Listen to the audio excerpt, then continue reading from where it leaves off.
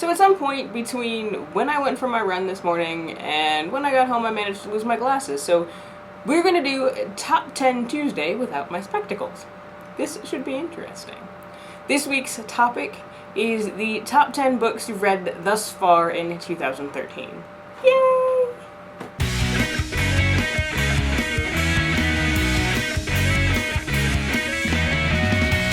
So I've got 10 books that I've read so far this year, and the criteria I put on myself are no rereads. They have to be books that I've read for the first time in 2013, so that actually cuts down a fair chunk of my list because I do like to reread books, or I do have to reread books for various reasons. I'll leave a link in the description of where you can go to see what I've written or videos I've done about any of these books. For book the first, we have A Wreath for Emmett, and this is really interesting. It's told in a heroic crown of sonnets, where the last line of a sonnet, it becomes the first line of the next sonnet, and the last sonnet in the entire piece is made up of those repeated lines. It's craziness. I am incredibly impressed by how these flow together and how it works, and if you haven't read this, go check it out because it's neat. Second on the stack is a book that I've talked about quite a few times, Code Name Verity, and it's about two girls during World War II. One is a pilot and one is a spy, and the spy gets caught, and it's their story, and it is fabulous. Next up is The Magicians by Lev Grossman. I think we're on, this is number 8? They're not in order. But it's like Harry Potter for adults. So 7 is Between Shades of Grey, and it is set during World War II, but in Lithuania, not where the main fighting was taking place for not where we usually think of when we think of World War II. Fantastic. These are all fantastic. Stop saying that. Oh my goodness. Okay, so just assume that I say fantastic or awesome or some other superlative at the end of any of my descriptions. I'm going to stop saying that now. 6 is The Runaway King. This is the second book in the Ascendance trilogy. It began with The False Prince. False Prince is one of those books that I even got my mom to read, so you know that's saying something if my mother read it and enjoyed it, because I have to have my students write my mom letters to get her to read. So I'm actually taking this one to Indy the next time I go so she can read it. 5! Game.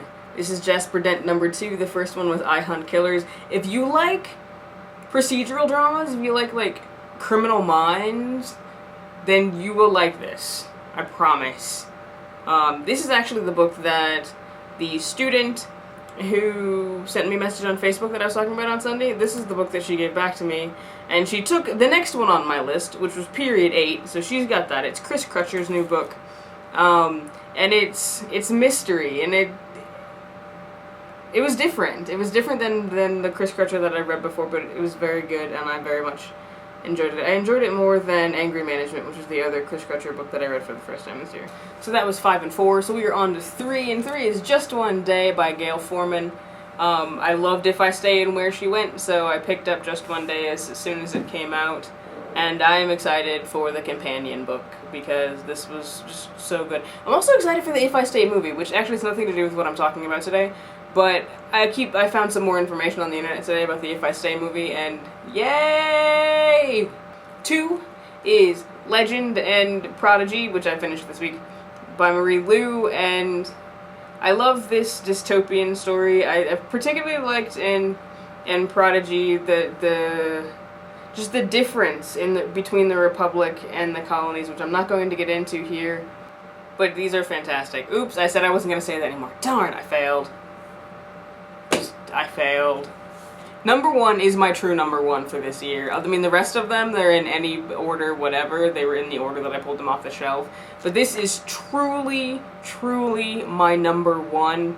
And it is Aristotle and Dante Discover the Secrets of the Universe, about the friendship between these two Mexican-American boys as they struggle through figuring out who they are, figuring out you know, their identity as people, and how people treat them, and how they feel about themselves as Mexicans, Mexican Americans, however they choose to identify.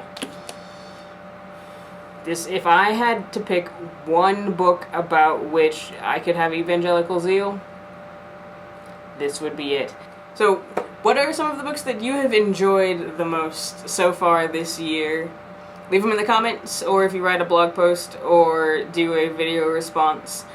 Make sure you link back to the Broken the Bookish blog. I mean, leave it here, too, because I want to know what you're thinking, and I want to make my TBR list longer. But don't forget to link to it over there so that you can participate in this fantastic meme. Thank you, people from the Broken the Bookish. You guys rock. I enjoy doing these videos. I will see you guys in the comments soon. I am the Supplier, wishing you happy reading.